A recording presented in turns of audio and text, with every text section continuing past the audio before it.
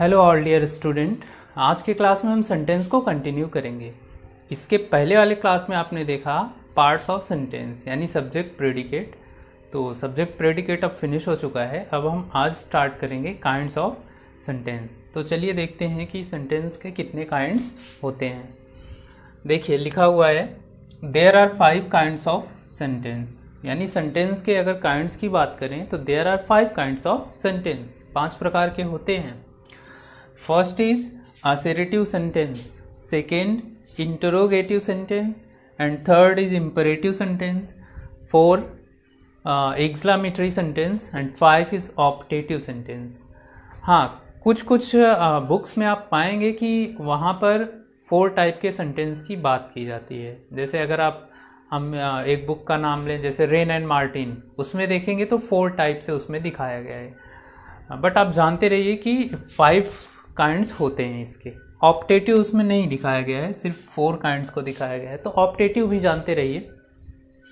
कुछ लोग मानते हैं कि एक्सक्लेमेटरी ऑप्टेटिव को मर्ज कर दिया गया है, तो ऑप्टेटिव भी एक्सक्लेमेटरी के अंतर्गत आता है, बट आप अलग अलग इसको जानते रहिए। ठीक, तो ये आपके 5 काइंड्स हुए। अब हम देखते हैं कि असर्टिव सेंटेंस क्या होता है। थोड़ा डिटेल में देख लें इसको, असर्टिव सेंटेंस को। देखिए assertive sentence, a sentence that makes a statement is called assertive sentence, यानी कि ऐसा सेंटेंस जिसमें स्टेटमेंट दिए जाएं। अगर इसके वर्ड को समझें, जैसे कि यहाँ देखिए assertive है ना, assert मतलब होता है कहना, कोई बात अपनी कहना, चाहे वो आप नेगेटिव में बोलो या फिर पॉजिटिव में, यानी अफर्मेटिव में बोलो या नेगेटिव में, लेकिन आप कुछ कहें तो उसको असर्टिव के अंतर्गत रखा जाता है। ठीक, तो फिर से एक बार समझिए कि एक ऐसा सेंटेंस जिसमें स्टेटमेंट दिया जाता है कि वह आता है, वह जाता है। जैसे हम कहें कि Rahul works very hard now अ डेज, तो हमने एक स्टेटमेंट आपको बताया, एक इंफॉर्मेशन आपको दिया। तो इस तरह के सेंटेंसेस में इंफॉर्मेशन दिया जाता है, वो इंफॉर्मेशन नेगेटिव पॉजिटिव दोनों हो सकता है। ठीक, असर्टिव के भी 2 काइंड होते हैं, उसको देख लीजिए। There are 2 kinds of assertive sentence. The first is affirmative, जिसको पॉजिटिव भी आप बोल सकते हैं, एंड सेकेंड इज नेगेटिव। ठीक, अब जैसे कभी कभी कुछ स्टूडेंट जो थोड़ा सा उनका कॉन्सेप्ट क्लियर नहीं होता, तो उनसे अगर आप काइंड की बात करेंगे तो वो असर्टिव नहीं बोल के अफर्मेटिव बोल देते हैं, और फिर दूसरा बोल देंगे नेगेटिव। तो इस तरह बताते हैं कि अफर्मेटिव, नेगेटिव, इंट्रोगेटिव, असर्टिव, तो थोड़ा कन्फ्यूज़न रहता है। तो आप क्लियरली इसको जानिए कि जो असर्टिव सेंटेंस होता है इसी के ये पार्ट हैं, अफर्मेटिव और नेगेटिव, इसी के काइंड हैं। ठीक, तो first example is he runs very fast.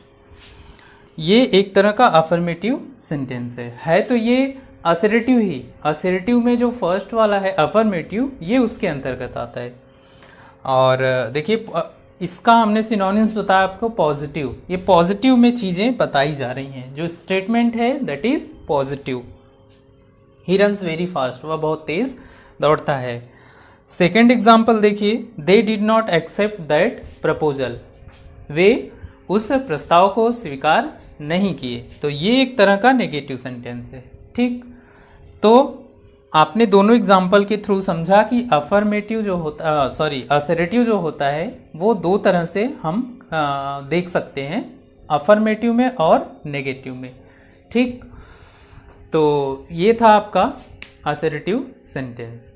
और इसके बाद अब हम देखते हैं कि इंट्रोगेटिव सेंटेंस क्या होता है। तो चलिए इंट्रोगेटिव देखते हैं। ओके, इंट्रोगेटिव सेंटेंस देख लेते हैं।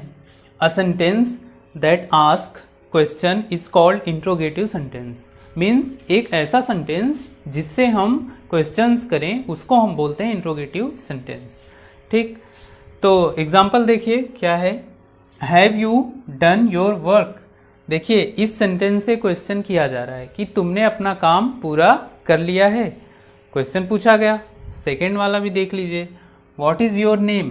तुम्हारा नाम क्या है। सेकेंड एग्जाम्पल में भी आप देख रहे हैं कि क्वेश्चन पूछा जा रहा है, तो ऐसे सेंटेंसेज जिससे क्वेश्चंस पूछे जाएं वो इंट्रोगेटिव सेंटेंस होता है।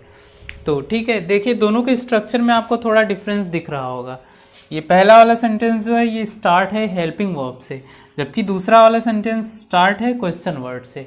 तो हाँ, डिफरेंस इसलिए है क्योंकि ये दोनों अलग अलग काइंड्स में है। इंट्रोगेटिव 2 काइंड्स का होता है, तो इसके काइंड्स को देख लेते हैं। ठीक, there are 2 kinds of interrogative sentence. Interrogative sentence के 2 प्रकार देखिए। फर्स्ट इज यस और no answer type question that start with a helping verb, यानी ऐसा क्वेश्चंस जिसके जवाब में जिससे भी आप क्वेश्चन पूछें वो यस और नो में आंसर दे। ठीक, ये एक टाइप होता है और ये स्टार्ट होता है किसी भी हेल्पिंग वर्ब से। जैसे यही एग्जांपल अगर हम ले लें, पहला वाला ले लें, तो अगर इसका आंसर आप देखिए तो सामने वाला यस और नो में ही देगा। देख लीजिए, have you done your work, क्या तुमने अपना काम कर लिया। अगर कर लिया तो बोलेगा यस, और अगर नहीं किया तो बोलेगा नो। ठीक, यस और नो में आंसर इसका दिया जाता है। तो ये पहले वाले टाइप के अंतर्गत आता है। ठीक, और यहाँ भी एग्जाम्पल कुछ लिखे हुए हैं, देख लीजिए। डू यू हेल्प अदर्स, क्या तुम दूसरों की मदद करते हो। अगर आप करते हो तो बोलोगे यस, और अगर नहीं करते तो बोलोगे नो। और इसमें भी अगर आप देखिए तो ये स्टार्ट है किसी भी हेल्पिंग वर्ब से।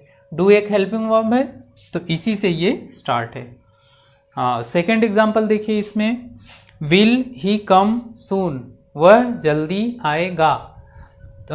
सॉरी, क्या वह जल्दी आएगा, यहाँ क्वेश्चन मार्क रहेगा। तो इसका भी जवाब यस और नो में दिया जाएगा कि क्या वह जल्दी आएगा, हाँ जल्दी आएगा। या नहीं आना होगा तो नो, नहीं आएगा। तो यस और नो में इसका भी आंसर आप दे सकते हो। और ये भी अगर देखोगे तो स्टार्ट है हेल्पिंग वर्ब से। क्लियर हो गया होगा कि पहला टाइप जो है वो स्टार्ट होता है हेल्पिंग वर्ब से, और आंसर में आप यस और नो से ही आंसर देंगे। Okay, next is second is detailed answer type question that start with question word, यानी ऐसा आंसर जो कि डिटेल्ड में होगा। सिर्फ यस और नो कहने से काम नहीं चलेगा, कुछ आपको एक स्टेटमेंट देना होगा, कम से कम 1 सेंटेंस, 2 सेंटेंस, 4 सेंटेंस, यानी कि थोड़ा डिटेल आपको देना होगा। देखिए एग्जाम्पल से देख लीजिए। जैसे देखिए यहाँ पर है, व्हाट इज़ योर नेम, तुम्हारा नाम क्या है। अब आप यस और नो में आंसर नहीं दे सकते, आपको अपना नाम बताना ही होगा, जो भी आपका नेम होगा। जैसे आपका नाम रवि है तो बोलेंगे माय नेम इज़ रवि। आपने एक स्टेटमेंट दिया, डिटेल में आंसर दिया। तो अब ये स्टार्ट होता है किससे, ये स्टार्ट होता है किसी भी क्वेश्चन वर्ड से। ध्यान दीजिएगा, क्वेश्चन वर्ड से स्टार्ट होता है। आइए देखें, हाँ व्हाट क्वेश्चन वर्ड है, ये स्टार्ट है एक क्वेश्चन वर्ड से। इसके बाद हेल्पिंग वर्ब आएगा, वो बात अलग है, लेकिन स्टार्ट होगा ये क्वेश्चन वर्ड से ही। सेकेंड एग्जाम्पल देखिए, वेयर डू यू लीव, तुम कहाँ रहते हो। अब इसका आंसर भी यस और नो में आप नहीं दे सकते, आपको एक प्लेस बताना होगा, थोड़ा डिटेल तो देना होगा कि हाँ मैं यहाँ रहता हूँ। जैसे आपको कहना हुआ कि हम इलाहाबाद में रहते हैं, तो आप बोलेंगे ना कि आई लिव इन इलाहाबाद। तो इस तरह आप सेकेंड वाले के अंतर्गत जो आएगा, जो भी क्वेश्चंस आप पूछेंगे उसका आंसर डिटेल में सामने वाला देगा। और इसका स्ट्रक्चर अगर देखो तो ये स्टार्ट होता है किसी भी क्वेश्चन वर्ड से। ठीक, दोनों में बेसिक डिफरेंस यही है कि पहले का जो स्ट्रक्चर होगा, यानी पहले का जो पैटर्न होगा वो स्टार्ट होगा हेल्पिंग वर्ब से। ध्यान दीजिएगा, जब हेल्पिंग वर्ब से स्टार्ट हुआ तो उसका आंसर यस और नो में। जब क्वेश्चन वर्ड से कोई भी सेंटेंस स्टार्ट हुआ उसका आंसर आप डिटेल में देंगे, यानी एक स्टेटमेंट के थ्रू आंसर करेंगे। तो ठीक है, ये था इंट्रोगेटिव। आई होप आप बिल्कुल समझ गए होंगे। फिर भी अगर कोई डाउट्स हो तो आप कमेंट करके भी पूछ सकते हैं या फिर व्हाट्सएप के थ्रू पूछ सकते हैं। तो ठीक है, आज इतना ही करेंगे और अगले क्लास में हम तीनों को और कवर कर लेंगे। तीनों मीन्स जो तीनों रेस्ट ऑफ थ्रीज, जैसे इम्परेटिव हुआ, एक्सक्लेमेटरी हुआ और इम्परेटिव, एक्सक्लेमेटरी, ऑप्टेटिव। ये तीनों को हम कवर कर लेंगे नेक्स्ट क्लास में। तो ठीक है, okay, take care, keep continue study, bye.